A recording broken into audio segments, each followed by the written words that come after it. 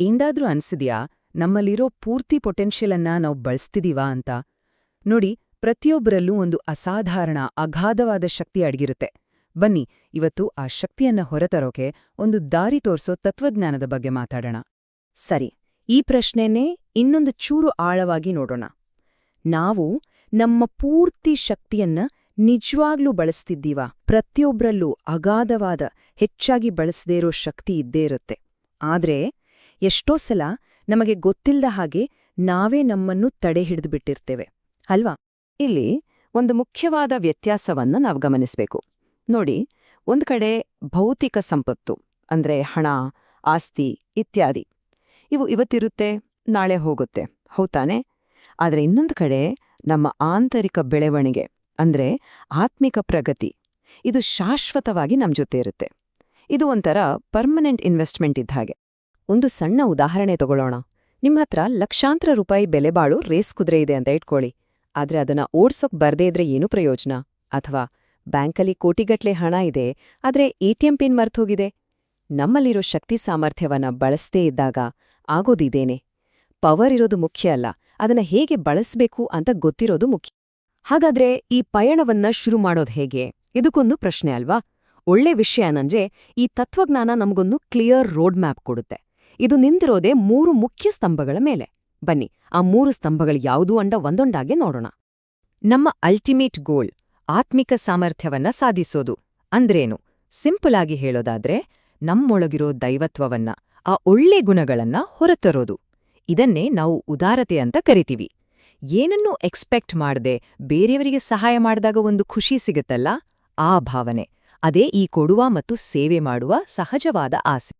ಈ ಶಕ್ತಿ 3 ಪಿಲ್ಲರ್ಗಳ ಮೇಲೆ ನಿಂತಿದೆ. ಮೊದಲನೇದು ಉಪಾಸನೆ, ಅಂದ್ರೆ ನಮ್ಮ ಆಲೋಚನೆಗಳನ್ನ ಶ್ರೇಷ್ಠವಾಗಿ ಇಟ್ಕೊಳ್ಳೋದು. ಒಳ್ಳೆಯ ಆಲೋಚನೆಗಳು ಬಂದ್ರೆ ಸಹಜವಾಗಿ ನಮ್ಮ ನಡತೆ ಕೂಡ ಬದಲಾಗುತ್ತೆ. ಅದನ್ನೇ ಸಾಧನೆ ಅನ್ನೋದು. ಒಂದು ದೃಢವಾದ, ಉತ್ತಮವಾದ ಚಾರಿತ್ರ್ಯವನ್ನ ಬೆಳೆಸ್ಕೊಳ್ಳೋದು. ಮತ್ತು ಇದೆರಡೂ ಸೇರಿದಾಗ ಅದು ನಮ್ಮ ಕೆಲಸಗಳಲ್ಲಿ ಕಾಣಿಸುತ್ತೆ. ಅದೇ ಆರಾಧನೆ, ಅಂದ್ರೆ ನಿಸ್ವಾರ್ಥ ಸೇವೆ. ನೋಡಿ, ಆಲೋಚನೆ, ನಡತೆ ಮತ್ತು ಕೆಲ್ಸ, ಇದೊಂದು ಪರ್ಫೆಕ್ಟ್ ಕಾಂಬಿನೇಷನ್. ಸರಿ, ಆ 3ನೇ ಸ್ತಂಭ ಇದೆಯಲ್ಲ, ಆರಾಧನೆ ಅಂದ್ರೆ ನಿಸ್ವಾರ್ಥ ಸೇವೆ, ಅದರ ಬಗ್ಗೆ ಇನ್ನಷ್ಟು ಮಾತಾಡೋಣ. ಯಾಕಂದ್ರೆ ಇದು ತುಂಬಾನೇ ಮುಖ್ಯ. ಆದ್ರೆ ಎಲ್ಲಾ ಸೇವೆಗಳು ಒಂದೇನಾ? ಸೇವೆಯಲ್ಲಿ ಅತ್ಯುತ್ತಮವಾದ, ಅತ್ಯಂತ ಪವರ್ಫುಲ್ ಆದ ರೂಪ ಯಾವುದು? ಈಗ ಅದರ ಬಗ್ಗೆ ನೋಡೋಣ. ಇಲ್ಲಿ ಮುಖ್ಯವಾಗಿರೋದು ಪರಮಾರ್ಥ, ಅಂದ್ರೆ ಬೇರೆಯವರ ಒಳಿತಿಗಾಗಿ ಕೆಲಸ ಮಾಡೋದು. ಆದ್ರೆ ಇಲ್ಲೊಂದು ಇಂಟ್ರೆಸ್ಟಿಂಗ್ ಪಾಯಿಂಟ್ ಇದೆ, ಏನ್ ಗೊತ್ತಾ? ಪ್ರತಿಯೊಂದು ಒಳ್ಳೆ ಕೆಲಸವೂ ಒಂದೇ ಥರದ ರಿಸಲ್ಟ್ ಕೊಡೋದಿಲ್ಲ. ಯಾವುದೇ ಕೆಲಸದ ನಿಜವಾದ ಮೌಲ್ಯ ಇರೋದು ಅದರ ಕೊನೆಯ ಪರಿಣಾಮದಲ್ಲಿ. ಇದನ್ನ ಒಂದು ಶ್ರೇಣಿಯ ಹಾಗೆ ನೋಡ್ಬೋದು. ನೋಡಿ, ಯಾರಿಗಾದ್ರೂ ಅನುಕೂಲ ಮಾಡ್ಕೊಡೋದು ಅದು ಒಳ್ಳೆಯ ಸೇವೆ. ಅದಕ್ಕಿಂತ ಉತ್ತಮವಾದ ಸೇವೆ ಅಂದ್ರೆ ಕಷ್ಟದಲ್ಲಿರೋರ ನೋವನ್ನ ಕಡಿಮೆ ಮಾಡೋದು. ಆದ್ರೆ ಎಲ್ಲಕ್ಕಿಂತ ಶ್ರೇಷ್ಠವಾದ ಸೇವೆ ಯಾವ್ದು ಗೊತ್ತಾ? ಅದು ಜ್ಞಾನವನ್ನು ಹಂಚೋದು.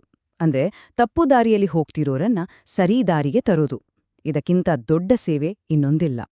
ಈ ಅತ್ಯುನ್ನತ ಸೇವೆಯನ್ನೇ ಜ್ಞಾನಯಜ್ಞ ಅಂತ ಕರೆಯೋದು. ಅಂದ್ರೆ ಜ್ಞಾನವನ್ನೇ ಒಂದು ಯಜ್ಞದ ರೂಪದಲ್ಲಿ ಅರ್ಪಿಸೋದು. ಇದು ಯಾಕೆಷ್ಟೋದು ಪವರ್ಫುಲ್? ಯಾಕಂದ್ರೆ ಸರಿಯಾದ ಆಲೋಚನಾ ಕ್ರಮ ಅನ್ನೋದು ಒಂದು ದೊಡ್ಡ ಟೂಲ್ ಇದ್ದ ಹಾಗೆ. ಇದು ಜನರಿಗೆ ಮೀನು ಹಿಡಿದು ಕೊಡೋದಲ್ಲ, ಬದಲಿಗೆ ಮೀನು ಹಿಡಿಯೋದನ್ನೇ ಕಲಿಸ್ದ ಹಾಗೆ. ತಮ್ಮ ಸಮಸ್ಯೆಗಳನ್ನ ತಾವೇ ಬಗೆಹರಿಸ್ಕೊಳ್ಳೋ ಶಕ್ತಿಯನ್ನ ಕೊಡುತ್ತೆ. ಇಲ್ಲಿರೋ ಅತಿ ಆಸಕ್ತಿಕರವಾದ ವಿಷಯ ಏನಂದ್ರೆ, ಈ ಪ್ರಾಚೀನ ತತ್ವಜ್ಞಾನಕ್ಕೆ ಕಾಲಕ್ಕೆ ತಕ್ಕ ಹಾಗೆ ತನ್ನ ವಿಧಾನಗಳನ್ನ ಬದಲಾಯಿಸಬೇಕು ಅನ್ನೋ ಅರಿವಿತ್ತು. ನೋಡಿ, ಇಲ್ಲಿ ಏನು ಹಂಚ್ಕೊಳ್ತೇವೆ ಅನ್ನೋದು ಎಷ್ಟು ಮುಖ್ಯವೋ, ಹೇಗೆ ಹಂಚ್ಕೊಳ್ತೇವೆ ಅನ್ನೋದು ಕೂಡ ಅಷ್ಟೇ ಮುಖ್ಯ. ನೋಡಿ, ತತ್ವ ಯಾವತ್ತೂ ಒಂದೇ. ಜ್ಞಾನವನ್ನ ಹಂಚೋಕೆ ಆ ಕಾಲದ ಅತ್ಯುತ್ತಮ ಟೂಲ್ಸ್ ಅನ್ನೇ ಬಳಸ್ಬೇಕು.